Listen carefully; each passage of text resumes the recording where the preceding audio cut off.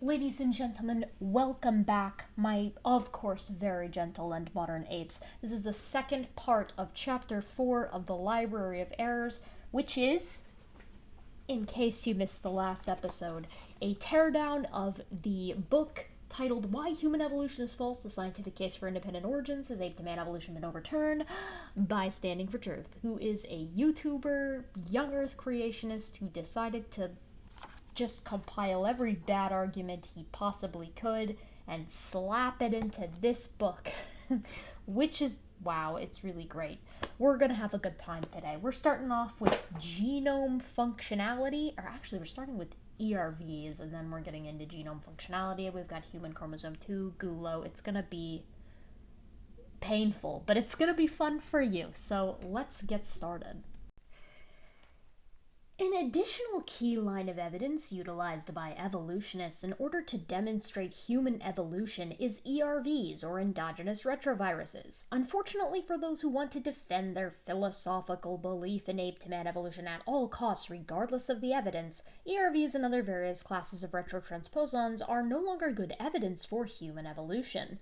Then he cribs again from his other book. On pages 56 to 57 in Universal or Separate Ancestry, the Biblical Model of Origins Made Easy, I make it clear that ERVs and various other classes of retrotransposons appear to be functional DNA elements essential to the genomes of living organisms. Then he quotes himself. He says, since both creationists and evolutionists expect nested hierarchies, blah, blah, blah, blah, blah, if most of our genome is near fully functional, these hierarchies become hierarchies by design, as creationists have always predicted. When, though? When did they predict these hierarchies? Standing, you have my email. The genomes of living organisms have also been front-loaded with what we call functional DNA elements. This includes endogenous retroviruses, ALU sequences, and other classes of retrotransposons. One of the best lines of evidence the evolutionists will point to is the existence of what they believe are ancient viral infections called endogenous retroviruses. So, what are ERVs, or endogenous retroviruses? Well, they're bits of viral DNA elements, or viral genetic elements is a better way of putting it, that end up kind of snugged into our own genome. Now, ERVs, there's a lot of work on them. Now, I know that comes as a great surprise. Here. Endogenous retroviruses. We'll get some good pictures going here. Yeah, so let's see. This one will be good.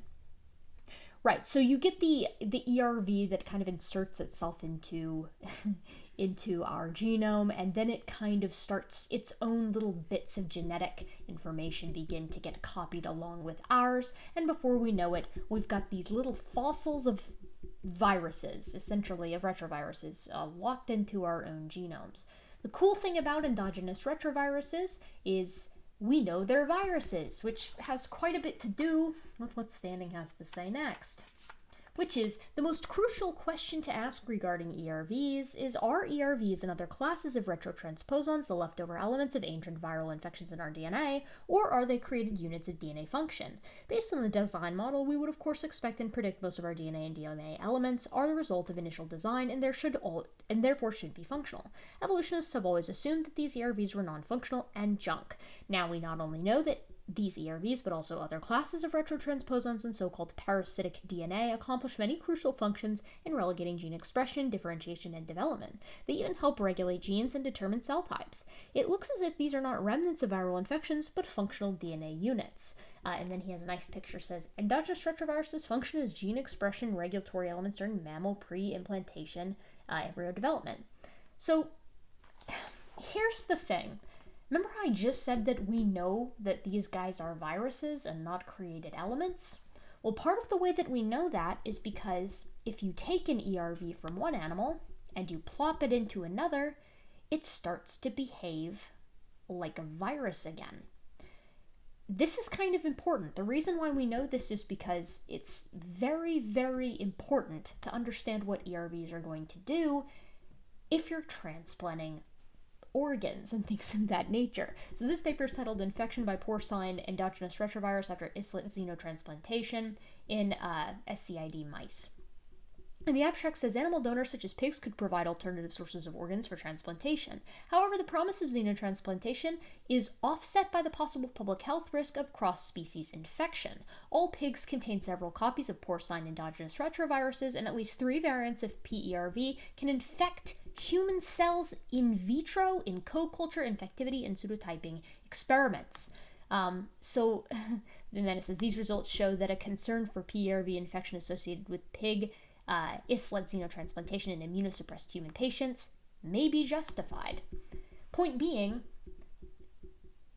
the embedded viruses will behave like they're viruses again once they're taken out of their native genome. The same is not true for other, like when, for instance, if you put an organ where it shouldn't be, if you have a human who gets a transplant and then they reject the organ.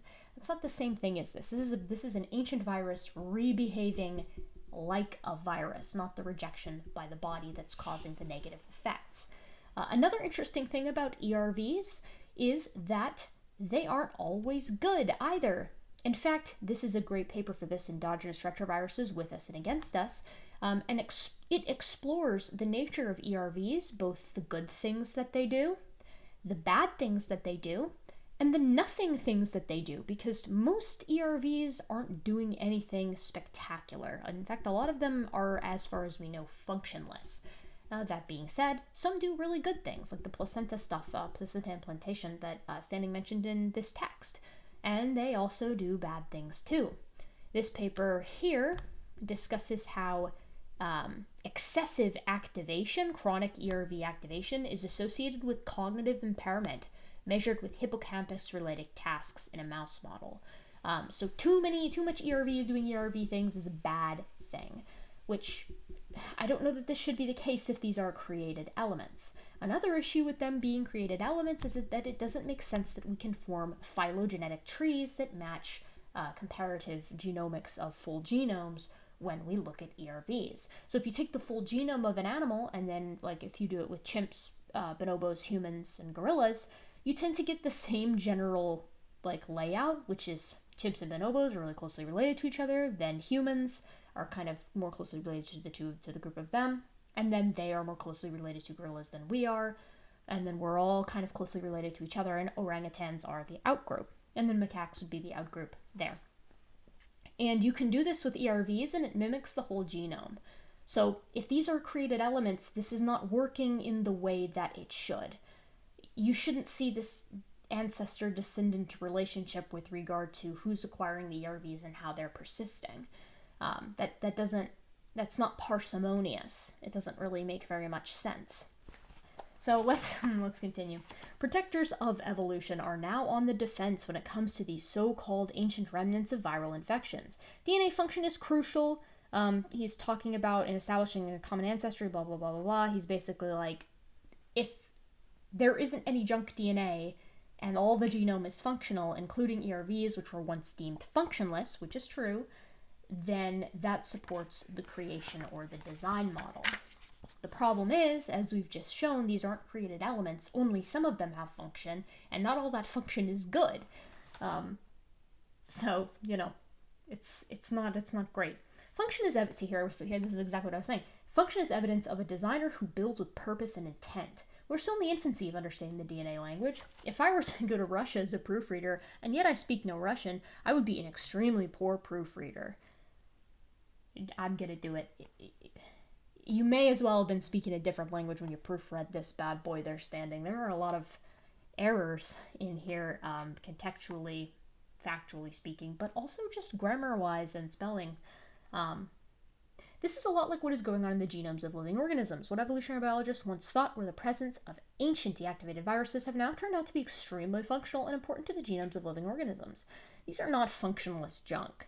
These retrotransposons are important in so many astounding ways, it would be irrational to claim that these are evidence for ape-to-man evolution. You notice how he slips those little adjectives in there, and the very hyperbolic words, it would be irrational.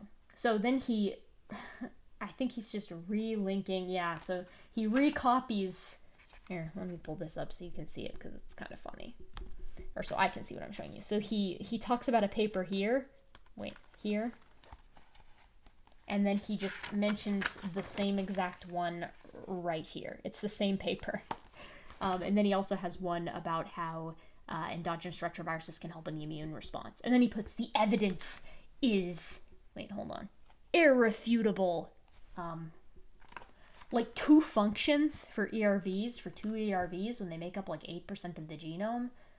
That's not like enough, you know? I mean, this would be like finding 2, I don't even know. This would be like finding, I can't think of an example ridiculous enough to encapsulate how this kind of, how silly this is. You can't take the human genome, which is large, look at 8% of it, find function for 2 ERVs, and then claim all ERVs and indeed the entire genome is functional. You want to talk about what doesn't follow. You want to talk about what would be irrational to claim. The data is unquestionable. We can see a multitude of peer-reviewed technical papers validating the remarkable functionality of these endogenous retroviruses, and not only ERVs, but incredible function for various other classes of retrotransposons. Guardians of evolution, that's me, I'm a guardian of evolution, will habitually downplay the function, say it's only a few trivial functional roles discovered in retrotransposons. But they are, they're not, it's not that the roles are trivial, there's just not that many of them. Like, some of them, yes, they're very important. But you need all of them to be functional. You need full human genome functionality. You have to show that every single ERV does something important. That's your claim, not mine. The burden of proof is not on me. We see these things, for the most part, not doing anything. So you have to show that they can do something. Evolutionists, once again, are hopeless in their struggle to hold on to what they claimed was the absolute best evidence for human evolution. These ERVs and other classes of retrotransposons are not just kind of functional, they are extraordinarily functional to the point that they are crucial to the health of living organisms. Then the evolutionists will say that these functions were co-opted, when in fact, there's absolutely no evidence for this so-called co-option. Co-option is, he's basically suggesting that they had to be created because there's no support for the fact that these used to be viruses that were then kind of exploited by the genome. But remember how we just covered that they are viruses because they act like viruses and they look like viruses, and you can use them to construct a phylogeny much like you would from other heritable elements that weren't created in media res?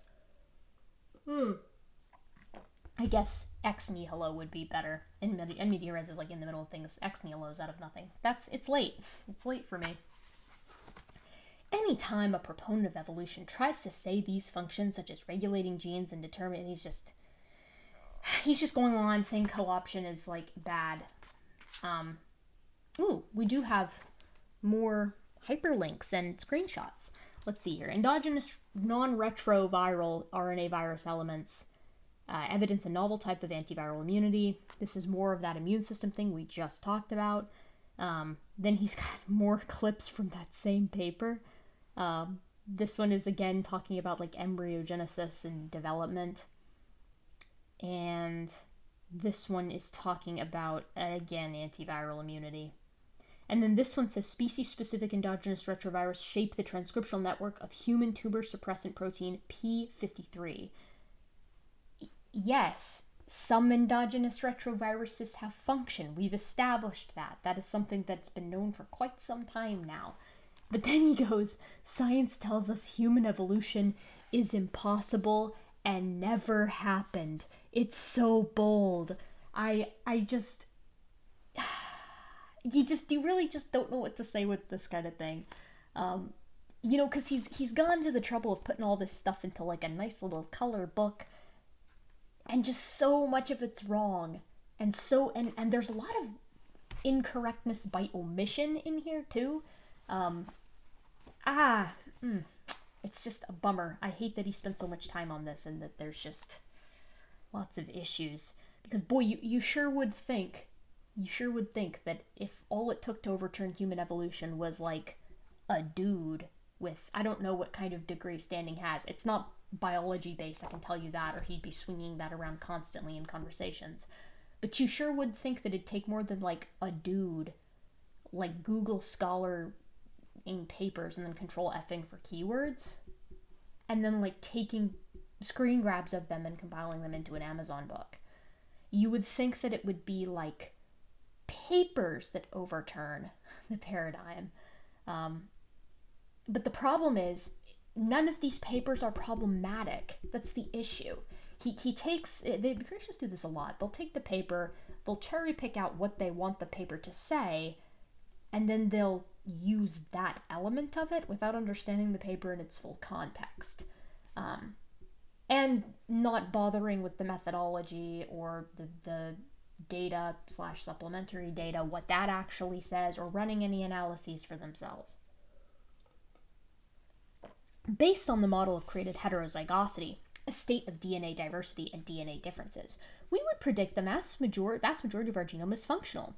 This prediction would also apply to DNA elements known as ERVs and ALUs. Dr. Nathaniel Jeanson has made a very specific prediction on DNA function, especially in relation to nested hierarchical patterns. I cover this hypothesis in great detail in my book, Universal Separate Ancestry, the Biblical Model of Origins Made Easy. For example, I make numerous points on page 63 and 64 about front-loaded DNA diversity and its relation to DNA function. It does tell you something when the guy is writing a book and his most used citation is himself.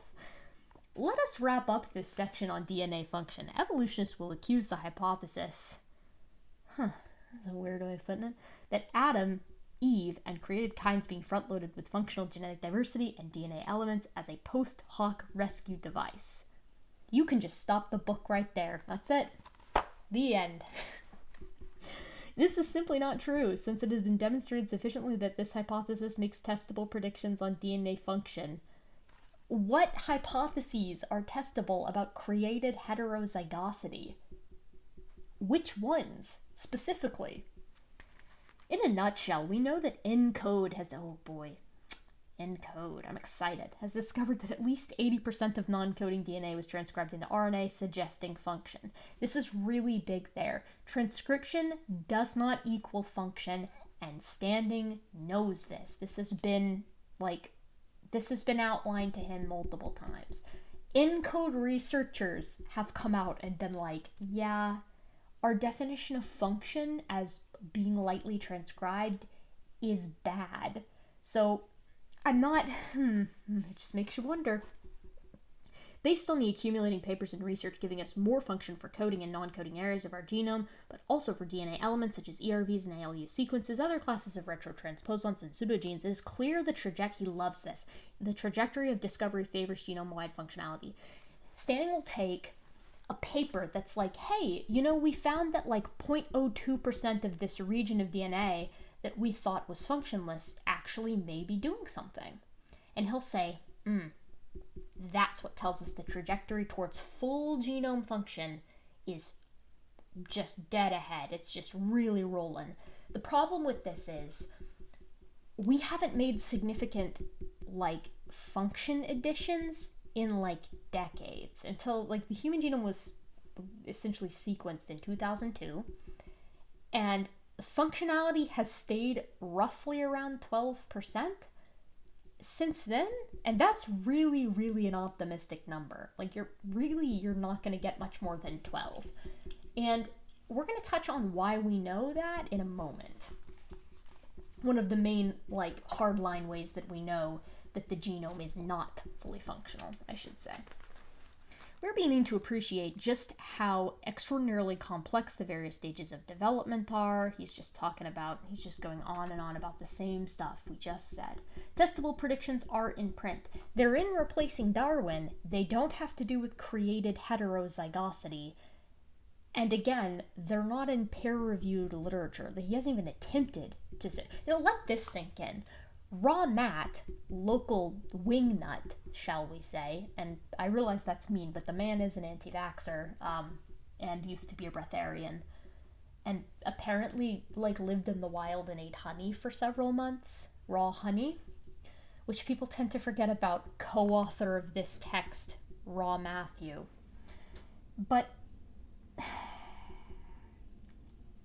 he tried to publish a paper in PLOS, which means Ramat has attempted to publish more papers on creationism in peer-reviewed journals than Dr. Nathaniel Jeanson of Answers in Genesis has. It's just makes you go, you know? The number of oh God, he's just continuing on. He's really mad. They get really mad at Dan Grar. Countless non-coding RNA genes, such as pseudogenes, are only expressed under certain conditions. The number of experiments required to conclude with any real level of certainty that a DNA function has absolutely zero function has not been done. So he's basically like, yeah, they're saying a lot of the genome is functional, but surely we haven't tested it in every conceivable way. What happened to trajectory standing? What happened to, if it looks like it's not going to be functional, it's probably not going to be functional, which is the case for the vast majority of the genome. Testable predictions are in print. Will the evolutionary community man up and make some predictions of their own? We shall see. As you can see, direct predictions flow from this model of front-loaded genetic diversity. If God truly did front-load Adam and Eve, and the created kinds, a group of organisms, with functional DNA differences and functional DNA elements, it should be obvious that identifying DNA function is key in determining whether or not this hypothesis and this model fit reality. Again, this doesn't really follow. Finding full function for the genome would not support created heterozygosity. It wouldn't act as like a real support for that, because created heterozygosity is this idea that all of the diversity that an organism is going to need, that any descendants from any lineage are front-loaded into this archetypical kind. So like for all of the felids we have today, God made one cat kind, and he gave that cat a genome that was big enough to accommodate all of the various differences that we would see as it evolved, hyper-evolved, I suppose you should say, through 6,000 years of time. Which is kind of, 4,400, because it has to happen off the ark. Which is a little bit curious, because as CRISPR-Cas, a user here on YouTube and a guy who's had quite a bit of experience in the lab with CRISPR-Cas, for example, has pointed out, you reach some serious problems when you touch on the bats, chiropterans, because a lot of creationists think all the bats were in a single archetypical bat kind. But because of the diversity that we see in bats, the size of the genome to account for all that diversity would be physically impossible. It would be so enormous, it would not be able to be like constrained within a genome. So we're already having problems, but let's continue. Once again, proponents of evolution are on the defense. As a matter of fact, they still defend the false idea that most of the genomes of living organisms are junk. Oh, I'm so excited for this. Again, he's mad at Dan Grar. There's the Grar paper right there. And we're talking about ENCODE results. It was biologist Dan Grar who insisted that if ENCODE is right, evolution is wrong. This is because more functional a human genome is, the more rapidly the human species will deteriorate. That's not really why, but okay. That's not why it's like an issue, but okay.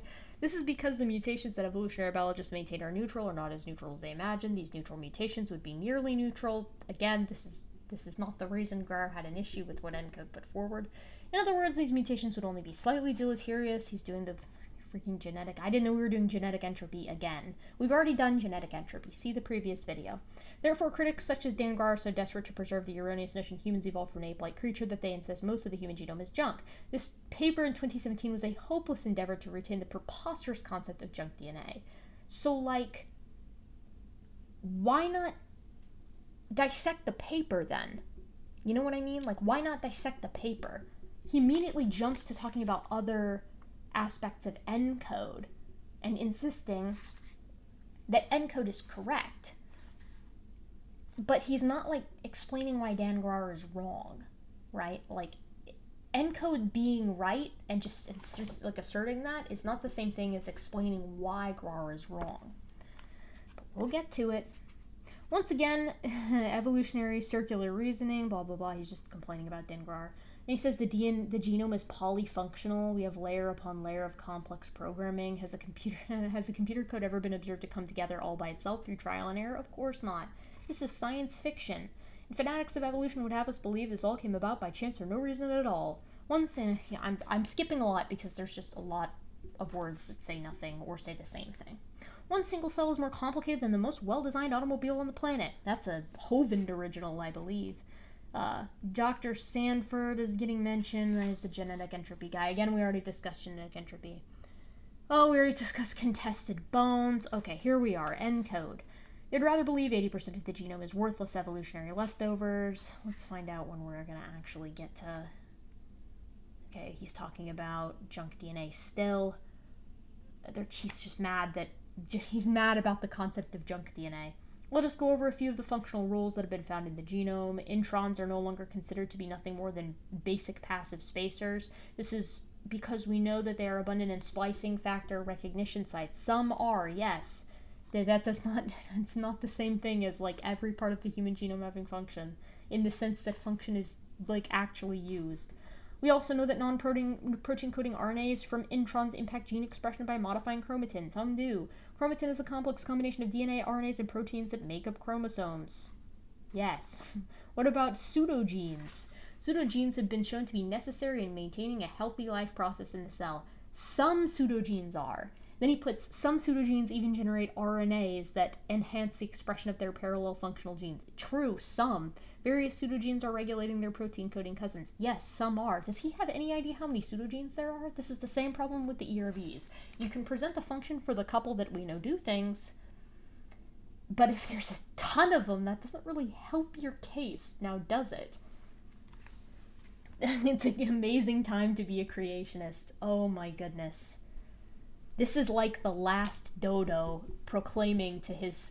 One of the last dodos proclaiming to his flock of 6 that there's never been a better time to be a dodo. Introns, he's talking about introns, 2 intron papers, right there, for you to see.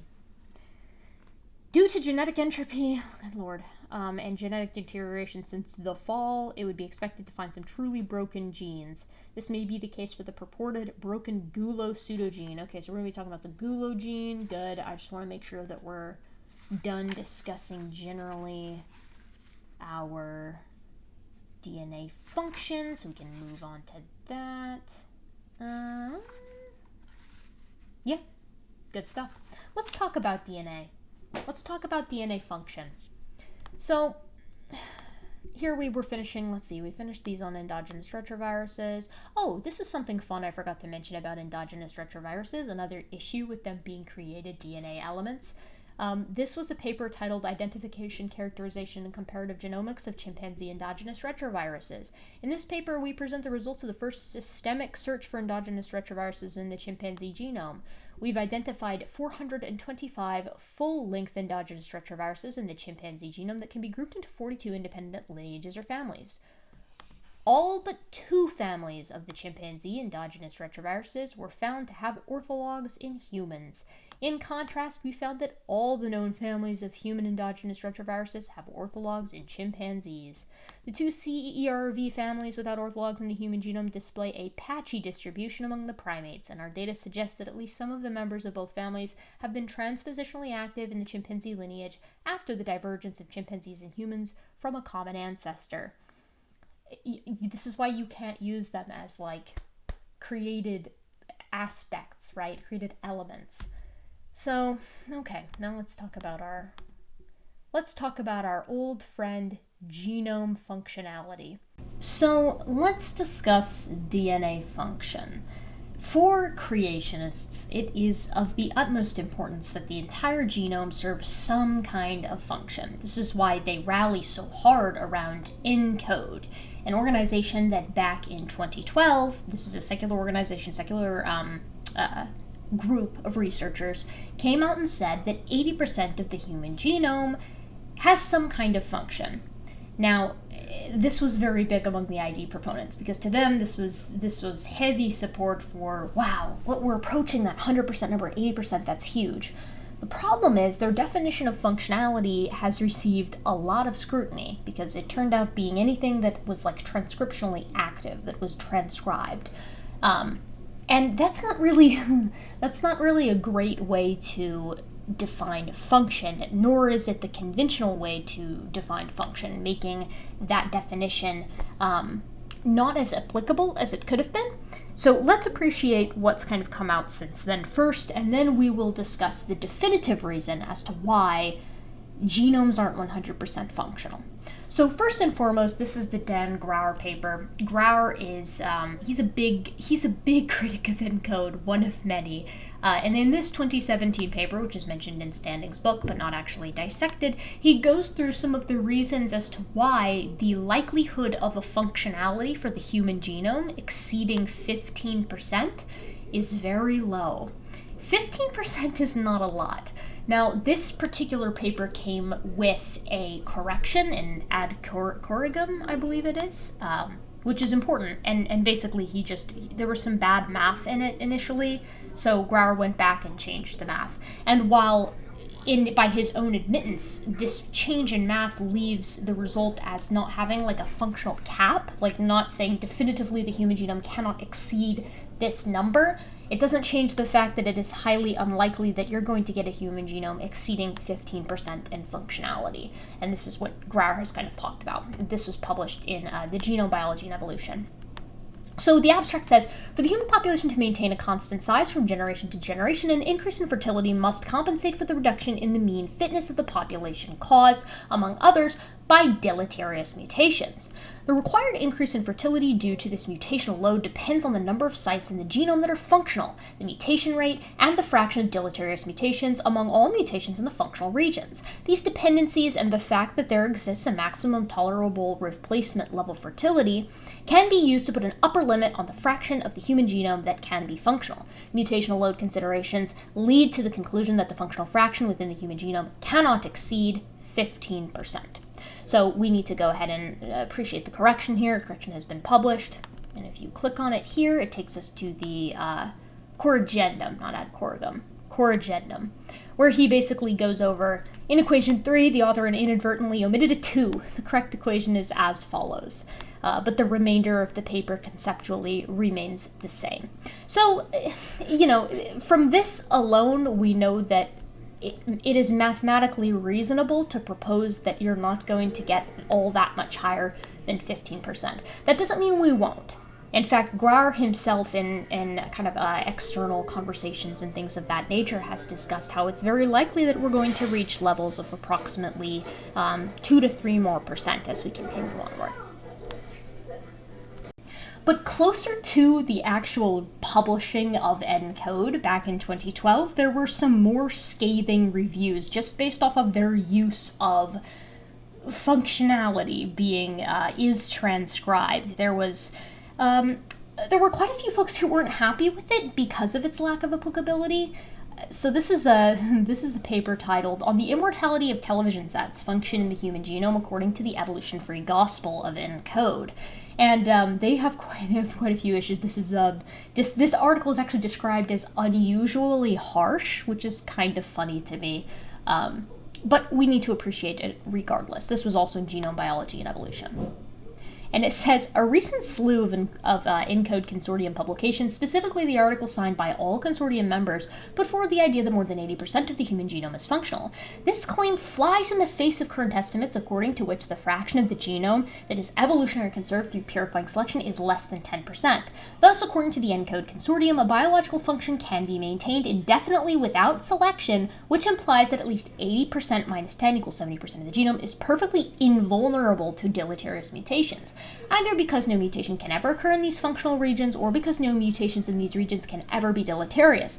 This absurd conclusion was reached through various means, chiefly by employing the seldom used causal rule definition of biological function and then applying it inconsistently to different biochemical properties, by committing a logical fallacy known as affirming the consequent, by failing to appreciate the crucial differences between junk DNA and garbage DNA, by using analytical methods that yield biased errors and inflate estimates of functionality, by favoring statistical sensitivity over specificity, and by emphasizing statistical significance rather than the magnitude of the effect. project. Here we detail the many logical and methodological transgressions involved in assigning functionality to almost every nucleotide in the human genome. The ENCODE results were predicted by one of its authors to necessitate the rewriting of textbooks. We agree, many textbooks dealing with marketing, mass media hype, and public relations may have to be rewritten. So, like, this is a serious dunk, even by science standards, or rather, especially by science standards, and this was approximately a year after the ENCODE results, or in the year after the ENCODE results. So it wasn't very well received, and consequently, some of the ENCODE researchers have come out and been like, yeah, maybe we didn't use so good of a definition. Of course, the ID proponents, they don't care about this, they don't care about this paper, and they don't care about what the ENCODE researchers themselves have to say. What they care about is that initial number, that 80%. So let's assume for a moment that Grar didn't publish his mathematically sound critique, and that Grar is also involved here, and that Grar et al. Earlier did not publish an earlier critique with the methodology of the ENCODE consortium. How do we know that 80% of the genome isn't functional? Well, it's actually quite easy. We know this through knockout mice. Now, I know that may seem kind of silly with regard to the human genome, but it isn't just the human genome that creationists require to be 100% functional. Not close to 100%, but 100%, unless they're going to invoke like a fall for a small set of the genome having suddenly lost function through the sin of man or something along those lines. Wouldn't surprise me. But knockout mice are very good for this, because you can actually knock out or delete or turn off huge portions of the mouse genome, and the mouse will still be viable and be capable of producing offspring. So this is from the National Human Genome Research Institute, and they say while knockout mice technology represents a valuable research tool, some important limitations exist. About 15% of gene knockouts are developmentally lethal, which means the genetically altered embryos cannot grow into adult mice. So 15%. That's not a lot. That's not a lot considering lethality through development. So already we're not off to a great start if you're a creationist. This number should be quite a bit higher if we're going to assume that close to 100% of the genome is necessary and fully functional. This is a really, really great paper titled Generating Viable Mice with Heritable Embryonically Lethal Mutations using CRISPR-Cas9 system in 2-cell embryos. So they did this as well, and these guys discuss how, when we're discussing embryonically, I believe this one is, so under embryonically sound definitions, I suppose we should say, 25% of mouse genes end up being lethal when they're knocked out. So again, we're not talking about 100 or close to that, right? We're talking about a fourth being lethal embryonically and like through development. And according to this paper here, let's see here, creation of mutant mice with megabase-sized deletions containing custom-designed breakpoints by means of CRISPR-Cas9 system. You can go even higher than that. We're talking about knocking out up to 5 megabase deletions. That's a lot of base pairs. Particularly when we're talking about areas that may not be gene deserts. And let's see, I believe this was one of our last ones here. This was on identifying mouse developmental essential genes using machine learning. And this table is really important. So let me make sure that everybody can see this here. Yeah, you guys can all see it. So the purple is predicted non-essential genes. So this is what was predicted by the team to be non-essential. Now they're relatively high. And the actual non-essential genes are here in the red, right? They're much lower. And the predicted essential genes are in the green, which are much higher than the actual essential genes, which are in the blue. So it turns out that when we're looking at this, we calculate there are 28% essential genes and 72% non-essential genes when known and predicted essentially statuses are combined. Data are provided in table S8. So, again, there's just not a lot that's 100% necessary in the sense of full functionality for the genome. Now, these guys are all very honest. In all of these papers, you'll find a little portion that's like, look, it could be that we're missing something, but for right now, it looks like this part of the genome doesn't do anything. And when we're talking about portions of like 15, 25% lethality for genes, you're not looking at a 100% functional genome. That's just how it is, right? So I'll be providing these, of course, in the description, but the long and short of it is the human genome isn't 100% functional. No genome is 100% functional. This is shown mathematically by Grar, and this is shown by experiment by the likes of knockout mice researchers. So, we're not doing so hot there, gang. We may want to put a hold on claiming that 100% functionality. And the interesting thing is, you won't find any of like the upper level ID guys who are really, really pushing for that 100% functionality. Most of them are pulling in the reins on that. So let's continue with our text, shall we? If a Honda Civic and a Toyota Corolla both have broken air conditioners, and they are even broken in the exact same way for the exact same reason, does this mean they inherited this defect from a common sedan ancestor long ago and far away? Of course not. Like, the cars, it's always the cars. I hope I don't need to say, again, this doesn't work because cars don't reproduce sexually. That's not what's going on here. You can't use the common design analogy if you've got sexual reproduction and heritability. That's the problem. Because then they can't draw the lines. It's like if we've got these two, this Honda Civic and this Toyota Corolla, and they both have these broken air conditioners in the same place in the same way that's encoded into their blueprints, how do we know that they didn't have these defects from a sedan ancestor long ago and far away? Well, like, that's a good question to ask, but I imagine that the sedan and the Honda Civic and the Toyota Corolla, both made subsequently to these exact models, these exact individual cars, would also not be considered to be a common ancestor of either, because they're cars, right? They don't reproduce. You can't therefore make that connection. If you're going to go for the common design thing, how do you tell the difference between the variation between me and my father versus me and, say, Philanthropus chinensis? Where does the line go? That's my problem with the design. You have to come up with an actual genetic marker. Like in this case with these cars, it might be like a model change, right? Like it might be the model before the Honda Civic. I don't know anything about cars, so maybe it was called like the Honda Classic. And then they were like, we're going to go ahead and change the model. And then they change it to the Honda Civic and the blueprints change and they add a whole new slew of things. And then that would be the line. That doesn't exist in biology. It's all a gradient all the time. And a lot of ID people will admit this readily. They'll say, look, we don't know where to draw the line. We're working on it, but we don't know where to draw it right now. But guys like Standing want to propose that they got it all figured out already. Well, then why are you publishing it in an Amazon book instead of in a paper? Many types of automobiles struggle to start. I'm not reading all this. Okay, GULO. This is what we'll talk about. Yes, a GULO gene that gave us the ability to synthesize our own vitamin C would be useful. He's talking about the fact that in humans, in some passerine birds, and in guinea pigs, none of us have the ability to synthesize our own vitamin C. This is a order-specific problem for primates. None of the primates can synthesize their own vitamin C once you get to, I believe it's the haplorhines onward. So I guess it's not an order-specific, but you get the point. That being said, it would not be absolutely necessary since, as I indicated earlier, we can get vitamin C from various other sources. In the Garden of End, I assume he means Eden, but he has Garden of End there.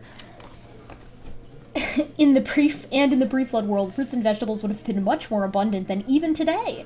The pre-flood world was over 90% green. Like, where do we get these numbers from? Where is like our climatic model for like the pre-flood Earth? Like, it's so weird to me because they base this off of like they base the perfect 100% functional genome on God saying it was good. how does that follow? What if God thought it was good to have deleterious mutations in the Garden of Eden, or endogenous retroviruses, or viruses in general?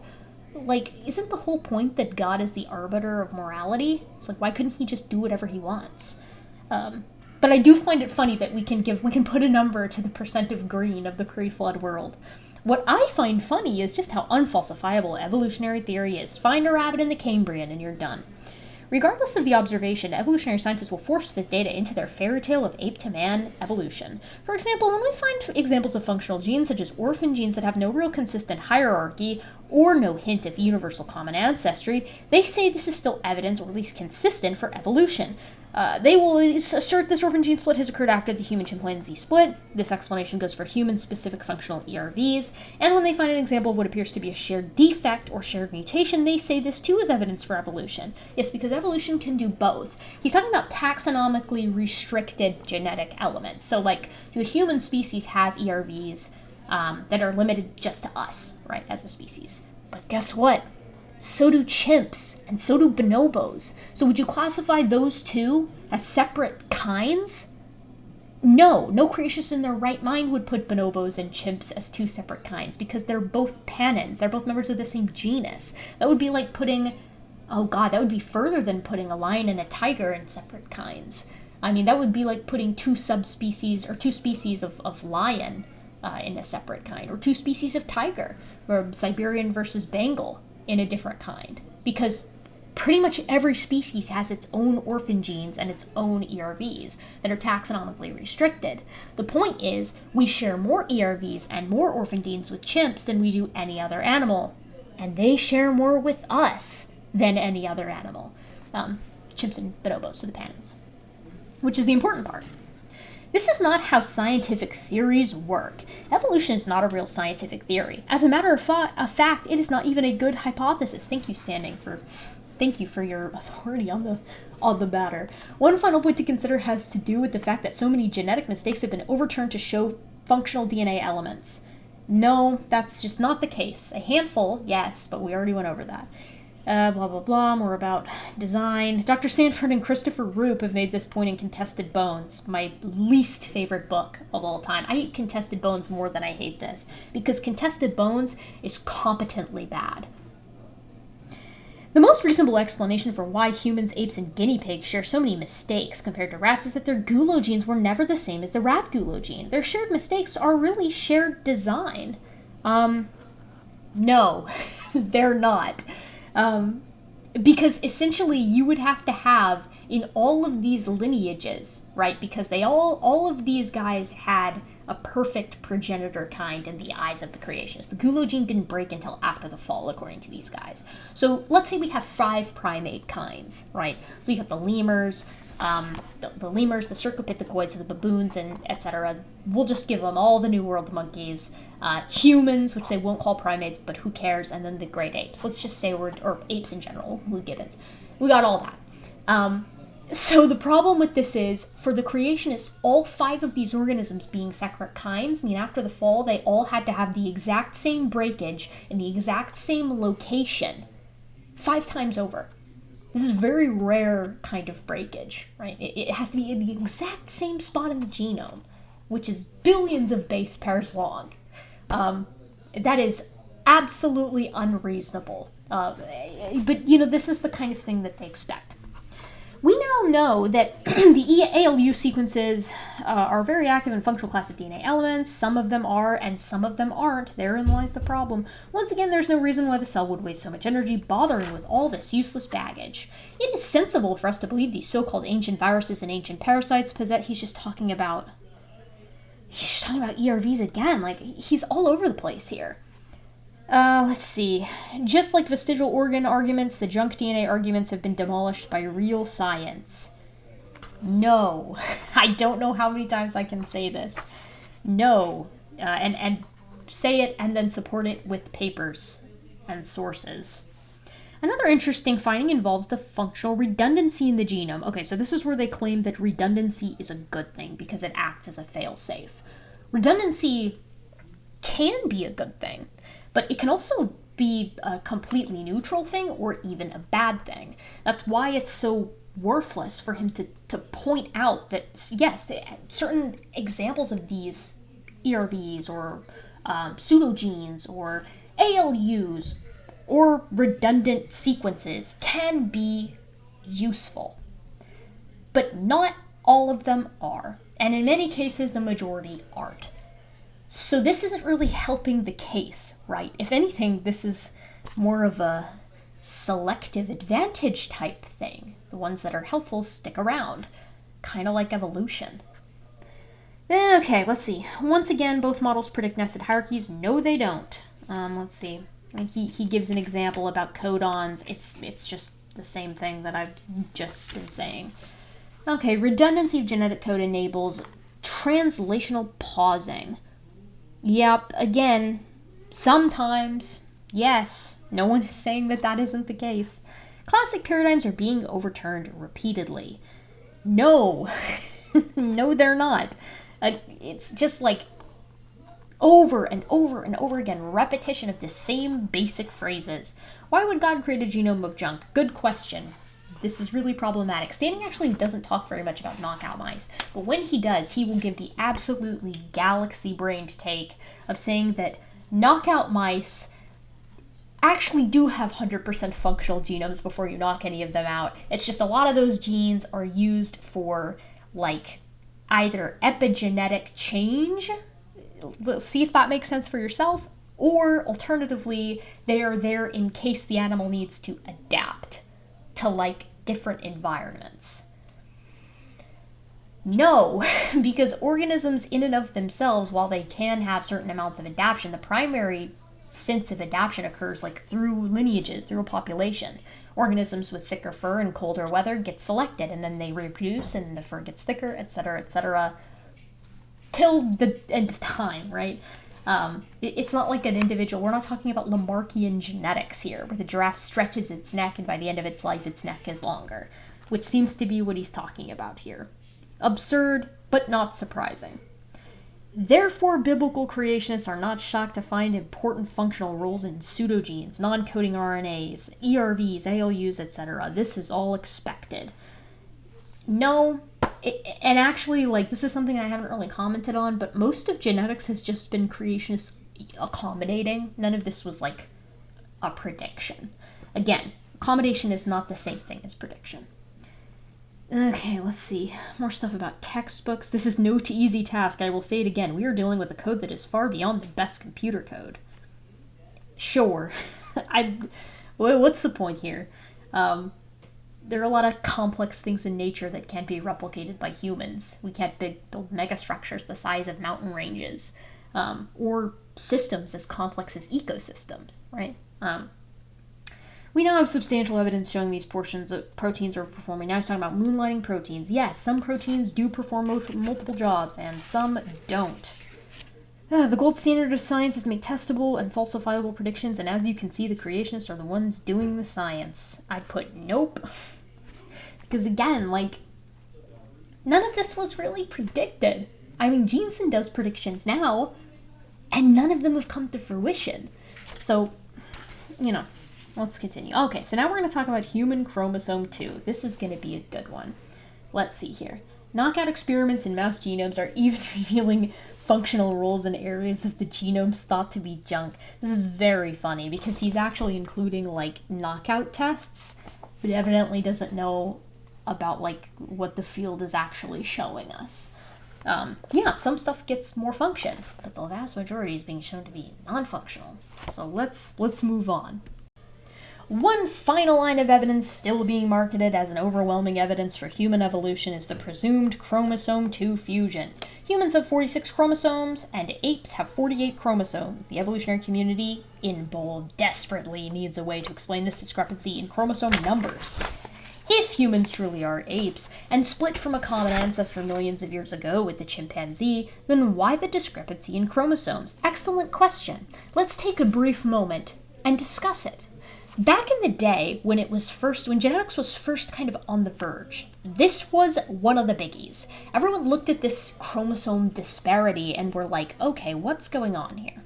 And the rating hypothesis was like, okay, well, either humans saw a chromosome fusion or there was a chromosome fission in the other apes. Well, statistically speaking, it's more likely that one species experienced a fusion than that three genera experienced a fission, right? So that was the idea. There had to be a fusion in human chromosome 2, was what was proposed. And this was predicted prior to actually sussing it out.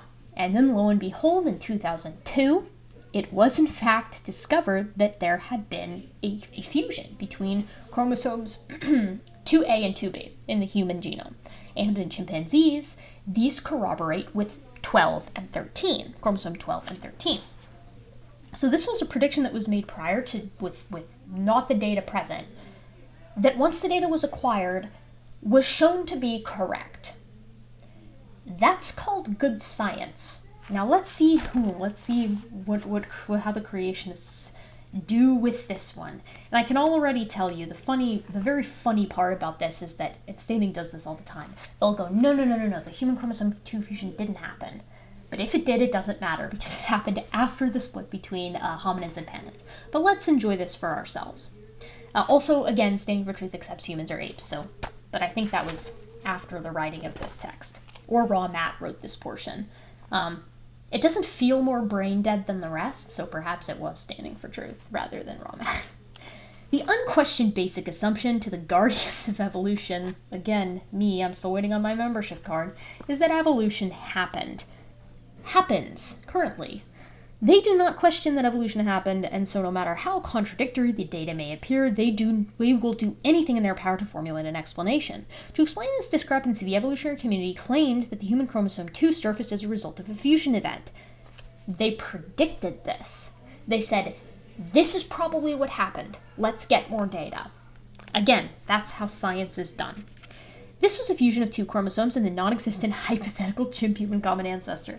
These fusing ape chromosomes were formerly known as chromosome 12 and 13, which have now been relabeled as 2A and 2B. This is just how confident they are that this fusion event took place. Quick problem. This fusion of 2 chromosomes was in the non-existent hypothetical chimp-human common ancestor. No, because this fusion occurred after the split, so not in the common ancestor. And then he shows Kenneth Miller saying, you know what, if we don't find it, fused chromosome in humans, evolution is wrong. We don't share a common ancestor. And got a nice little picture right there. Very nice. It is indeed a fact that fusion events do occur in nature. I'm very, very surprised to see them admit that. I actually didn't underline it, but I probably should. For later reference, if need be. There we go. Very nice. Fusion events occur in nature. Excellent. Thank you, Standing. I appreciate that. It's also a fact that these resulting fused chromosomes could be transmitted to the next generation. The problems for proponents of human evolution is that fusion events are generally very deleterious and are simply another manifestation in the line of evidence for genetic entropy. Beautiful. I've already done genetic entropy to death. It doesn't happen. John Sanford in Contested Bones points out fusions reduce fertility and disrupt chromosome architecture. We don't know for certain that they reduce fertility, and while they do disrupt chromosome architecture, you could say the same for like renovating your house. When you renovate your house, you disrupt the architecture. True. Evolutionists just can't seem to get away from the reality of genetic degradation. It is all actually, let's see, mutations, extinction, and even chromosome fusions are all anticipated in a fallen world, then they would have been predicted instead of accommodated. It is actually rather flabbergasting, good word, Standing, that advocates of evolution still bring up human chromosome 2 as evidence for human evolution. Even the evolutionary community will admit that the hypothetical fusion event occurred in the human line. Yes! Then why did you say the opposite the page prior? This human-specific chromosome 2 fusion, since it is this is a human-specific chromosome 2 fusion, since it is purported to happen after the human-chimp split. Okay, so he just messed up in the page before. This means that even if there was a chromosome fusion event that reduced the human chromosome from 48 to 46, it would be indirect evidence as it happened in the human line. How is this evidence for ape to human evolution? Because it would have happened pretty dang early, in all likelihood. When we consider the ape-specific satellite DNA that is absent in human chromosomes, we can more confidently conclude that there may have been a human-specific fusion event sometime pre-flood or post-flood. So they're basically just being like, yeah, like there might have been a fusion event. Okay, cool. Thank you. I'm glad you at least own that. They have an exceedingly difficult time. So, okay, so how do you suppose that he, like, sleeps at night with this?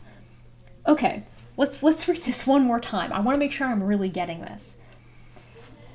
When we also consider the ape-specific satellite DNA absent in human chromosomes, we can more confidently conclude that there may have been a human-specific fusion event sometime pre-flood or post-flood, as long as the opportunity was there for every human being to get the fusion. It is a lot easier to explain a human chromosome 2 fusion event in the biblical model, since we can readily explain how every human being got the fusion, since the biblical model has a flood bottleneck. Okay, so you're just saying there was probably a fusion event. This is indistinguishable, except again, you're accommodating it. Evolution predicted it. Now, we'll be talking about that satellite DNA in a sec. Evolutionary biologists have an exceedingly difficult time explaining how all humans today have 46 chromosomes. No, populations did not always exist in the massive quantities that they do today. They just didn't. It's just not that hard to wrap your head around. We have humans today with like chromosomal deficiencies, chromosomal mutations, where they've got more or less chromosomes than they should have, quote unquote, and they do just fine. Many of them can reproduce. So why would this not just happen and then filter through the population, assuming it gave some kind of fitness benefit? Which it would, assuming that we're going with the correct definition of fitness. Also, considering fusion events reduce fertility, again, not necessarily, and are generally very deleterious, again, not necessarily. Why did this fusion spread to everybody on Earth? It didn't spread to everybody. It filtered through the population. Supporters will say genetic drift with some fancy storytelling sprinkled on top. This is not to say human chromosome 2 is the result of a fusion event. This is just to show how outrageous the argument of chromosome 2 is, since it would be better explained with biblical ancestry. So then you're saying again, like, what are you trying to say here, Standing? This could be touched up writing-wise. I show numerous reasons why the purported fusion site is not a fusion site. It's been overturned for several reasons, he said. Except, let's see, problems with, okay, let's see. Expect thousands upon thousands of repetitive sequences at the purported fusion site, only find several hundred. Interstitial telomeric repeats found throughout the human chromosome, not unique to human chromosome 2. Functional regulatory role in human DNA. Firstly, the area is far too degenerate. There's the lack of evidence for the so-called cryptic centromere. We know that the fusion site is a functional element inside an RNA helicase, long non-coding RNA gene. Dr. Jeffrey Tompkins, our old pal, geneticists working for ICR, has proven this. More significantly, chimps have very distinctive and exceptionally large satellite sequences at the ends of their chromosomes. But this question is, where are these large ape-specific satellite sequences in the reputed fusion site? And then he shows the evolution of great ape subtelomeric heterochromatin and the fusion of human chromosome 2. At best, the evidence would suggest a human lineage or specific fusion event unrelated to chimps and the other great apes. And then he has another slideshow picture. An imperative point to recognize regarding above information taken from, again, his other book, is that you don't gain incredibly important genes by slapping together two chromosomes. No one said that they did. Dr. Jeffrey Tompkins has revealed the alleged fusion site is overlapped by a functional gene that is highly improbable that the purported fusion site is even a fusion site at all. Given the new data, it seems highly implausible. The evidence seems to suggest the functional elements of the DDX11L2 gene. And this evidence is robust. You know it's good when they have to say it, right? This is all documented in the remarkable work by Dr. Jeffrey Tompkins. Sources found at the back of the book. So-called fusion site is not a fusion site. It's a functional component of the DDX11L2 gene. Let's see if there's anything else. There have been numerous competitors who've tried to refute this evidence. Their attempts have been weak and have all been thoroughly refuted by Dr. Jeffrey Tompkins. Please see Debunking the Debunkers, a response to the criticism and obfuscation regarding the refutation of human chromosome 2 fusion by Dr. Jeffrey Tompkins. This paper can be found in the sources section of the book. A few questions evolutionists grapple with when struggling to defend human chromosome 2 fusion include, where's the so-called cryptic centromere that should be found if it was really a fusion event?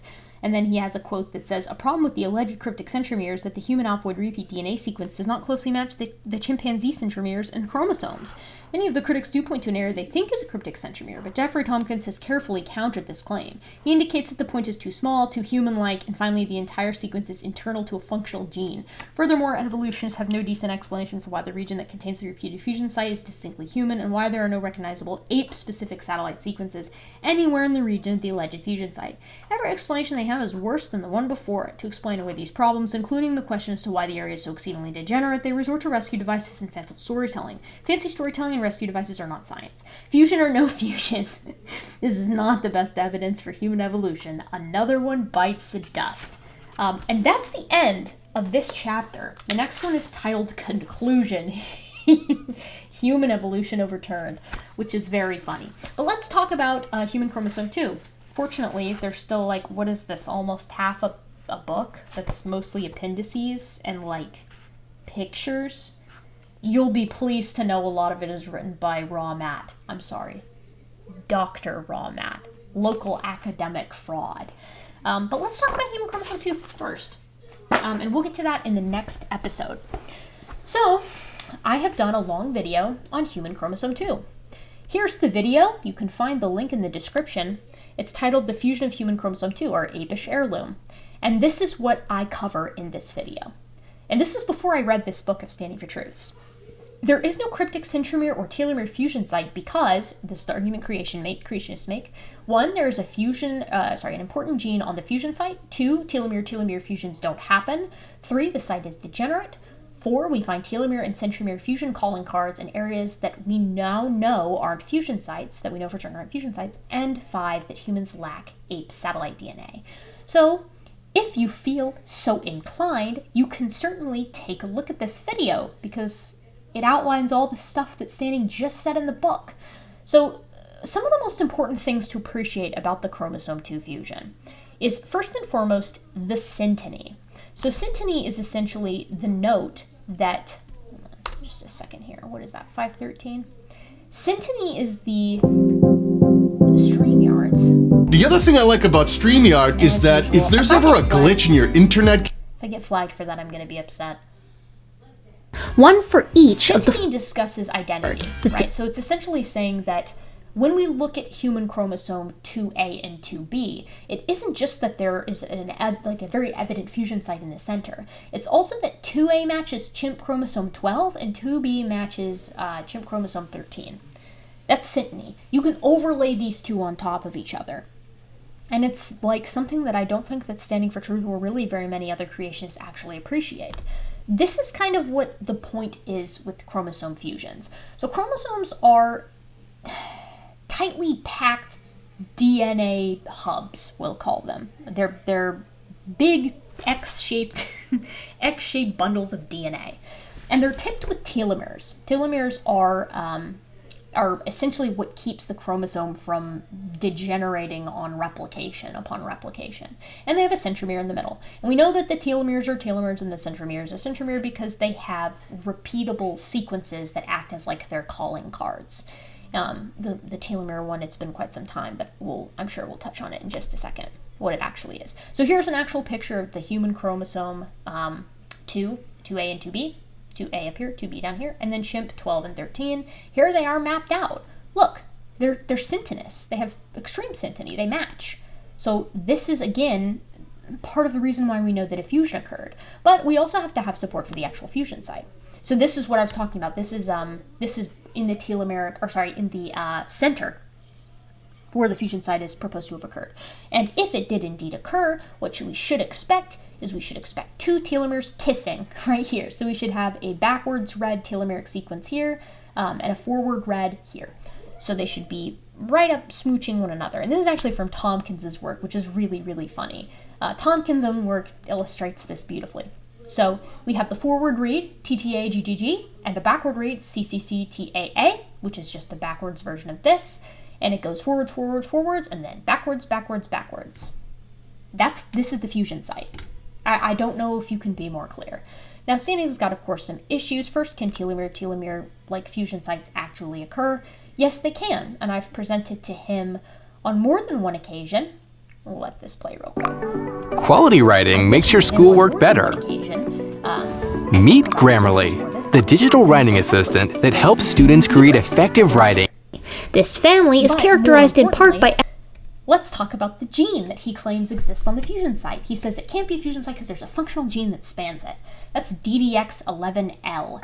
L2, actually. DDX11L2 is the gene on the fusion site. So this is a family of genes that exist in human subtelomeric regions. They're only found at the ends of telomeres. That's it. The only one that we have of this whole gene family, DDX11L, is DDX11L2, which is at the fusion site. So we have a whole family of genes. They're all found at the tippy-tip ends of chromosomes, which if you fuse, they would end up in the middle, right? And then we have one that isn't, and it's in the middle, surrounded by telomeric forward and backward sequences. So I rest my case on that. Now, is it functional? No, it's also not really functional. The issue with it is that it has a promoter that I believe is upstream.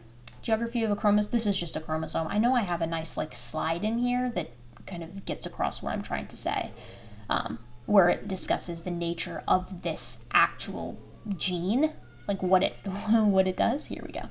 Maybe this is it here. This is so funny, dude. This is exactly what he was just talking about, debunking the debunkers. So I made this video after Tompkins's refutation of the refuters, and Tompkins has not touched on, obviously, my video, which goes over basically all his critiques. And I'm not the first one to do this, by the way. And again, so DDX11L2 is considered to be a pseudogene, and the reason it's considered a pseudogene is, and you can find this in some of the papers that I've linked in this video, when you actually sequence this genome, this is in almost indistinguishable from noise. In some reads, it just pops up as noise. Genes don't do that. Genes light up. Genes with function, quote unquote, they light up when you're doing reads and stuff. I'm sure I'm not using the correct terminology for some of this stuff, but I'm not a geneticist. So let's see. What all have we covered?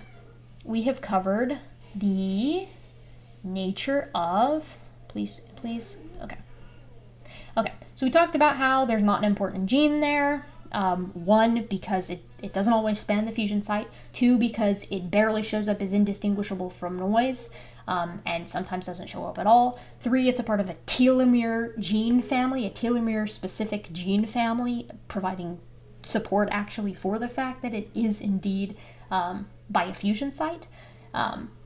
And then we talked about how telomere-telomere fusions do happen. They happen in equids.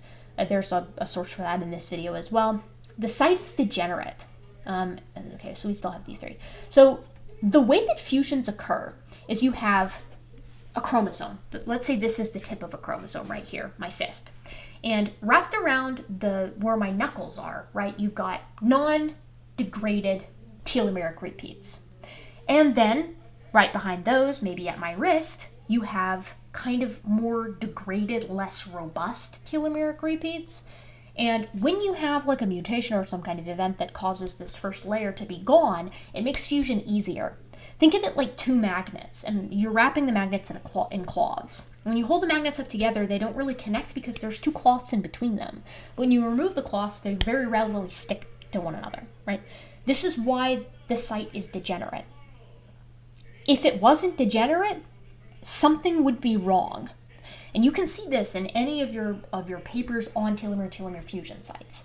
They're always degenerate, subtelomeric regions, rather than full, robust end telomeres. Those telomeric repeats that we talked about are indeed degraded in the case of the fusion site. All right, let's see. Now we got to talk about the centromere and the telomeres. Then we'll talk about satellite DNA. So first and foremost, my pal Evograd, he does a lot of this stuff for himself. So he did this for me. He sent me this PowerPoint. It's very good. It's very important. Mind you, Stanny has seen this video, and we'll be talking about that a little bit more in a moment. So the claim, as a result of a fusion site that produced human chromosome 2, there exists a cryptic centromere, in addition to the functioning chromosome 2 centromere in the deactivated remnant of centromere of chromosome 2b. This cryptic centromere has identified the presence of repeating DNA sequences called alphoid repeats. You'll remember that from something Tompkins said wasn't present in centromeres. So our pal CRISPR went ahead and did this for us. And in a moment, I'm being cursed 3 cents off of this, which is funny. So let's say you have to read an incredibly long email from your boss that you have to finish before the big meeting. Arithmetic. And this cryptic centromere should be identified by the presence of the creationist prediction would be, So the test that you would do if, again, human chromosome 2 is in fact this a fusion of 12 and 13, we should find these alphoid repeats that are the signature of the centromere, right, in human chromosome 2, like twice, basically. Because you've got the real centromere that's active, and then you've got the deactivated centromere. So the evolutionist prediction is that the vast majority of alphoid repeats are found in centromeres, and the cryptic centromere should stick out like a sore thumb. The creationist prediction is that these alphoid repeats should be found all across the human genome. Even though there may be one where the cryptic centromere should be, basically this is just a common phenomena and isn't specific to centromeres. Therefore, it doesn't matter. So thankfully, Evograd he just did this for us, and lo and behold, what do we find? Well, you can watch the video for something that's like quite a bit more in depth, but CRISPR kind of rounds it off. Evograd rounds it off very nicely for us at the end here. If I can actually show that to you, we'll see. The summary of the hits. 388,856 repeats in the human genome, only 2,219 are outside of extended centromeric regions, 2,011 of them are an extended block on chromosome 9, and 185 of these represent the cryptic centromere on chromosome 2. The remaining 23 are found as tiny, isolated repeats. So he goes over summary 1. The overwhelming majority are found in centromeres, several thousand more within the extended centromeric region, and the only remaining large blocks are in chromosome 9 and chromosome 2. So he's essentially like, okay, well, what's going on in chromosome 9? Well, it's a large region of heterochromatin, and there's 2,011 repeats spread between a whole lot of chromosomes, so it's not as concentrated. And then he says, known to be highly structurally polymorphic, and then he gives us a nice source for that, and it's a unique case. It's different kind of repeats than what we find in the very concentrated ones on human chromosome 2, which are representative of the cryptic centromere. But even if it wasn't, the alphoid repeats in the extended block are far away from the centromere. They're not nearly as far away from the centromere as the ones in human chromosome 2 are. So the cryptic centromere is still exceptional as this large block of isolated alphoid repeats, far away from a functioning centromere, which means it's either a cryptic centromere or something else very similar to a cryptic centromere. So he's done this very nicely for us. And then he also does this for our telomeric repeats as well, because Evograd's just like that. The fact that we observe a large block of alphoid repeats in chromosome 2 and precisely the location of the expected cryptic centromere resulting in the chromosomal fusion is excellent evidence for the human chromosome 2 fusion. Now, if you'll remember, this is something Sanford, and by Sanford I mean Tompkins, because I always mix these guys up. This is something Tompkins said that we likely didn't have. Let me find the exact quote here. It's right by chapter 5. Human chromosome 2 and human evolution overturned. Okay, he says, let's see. Alphoid repeats, yeah. A problem with the alleged cryptic centromere is that its human alphoid repeat DNA sequence does not closely match the chimp centromeres and chromosomes. And, let's see, and that the area is far too small. So again, it's cryptic and it's degraded, and it sticks out like a sore thumb. Now, why it doesn't match the chimpanzee centromeres and chromosomes like the cryptic centromere does is, again, because it's degraded. This is the thing that they just complained about just a bit ago. So, let's see. Yeah. Let's continue. Let's talk about the telomeres very briefly. Telomeric repeats. So he does the same thing again. Consider the same claim, but with telomeric repeats. So, hold on. Output. Of 5,000 hits, here's a graphic showing the hits for the telomeric specific sequences. And then he says output, where he's like, oh no, there are hits all over the place. Are creationists right? And then the next slide says, no, if you look at the top of the table, there's only one location in the genome that spans the whole query site encompassing the entire head-to-head arrangement, which is the fusion site. So the non-telomeric region telomeric repeats are found in the greatest number and in the greatest concentration at the fusion site. Again, excellent evidence for this fusion. So why are they so degenerate? This is kind of what we just said. Well, so what do we do if we do it with pristine repeats? He kind of runs that again, and you actually just get the same results. The fact that we observe large blocks of head-to-head telomeric repeats on human chromosome 2 and precisely the location of the expected fusion site resulting from human chromosome 2 fusion is excellent evidence.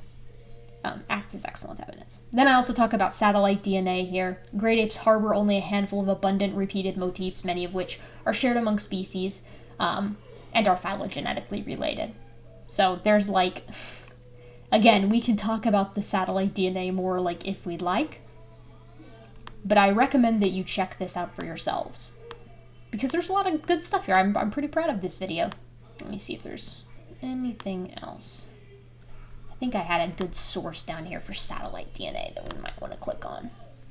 Telomere stripping, let's see. Paralogous repeats, Evograd's blog. Here we go. Satellite DNA. This is what we want.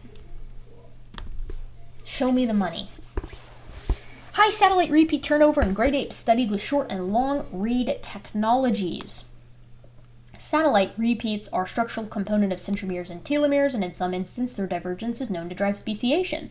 Due to their highly repetitive nature, satellite sequences have been understudied and underrepresented in genome assemblies. To investigate their turnover in great apes, we studied satellite repeats of unit sizes of up to 50 base pairs in humans, chimps, bonobos, gorillas, and Sumatran and Bornean orangutans using unassembled and short and long sequencing reads. The density of satellite repeats as identified from accurate short reads varied greatly among the great ape genomes. They were dominated by a handful of abundant repeated motifs, frequently shared among species and forming two groups.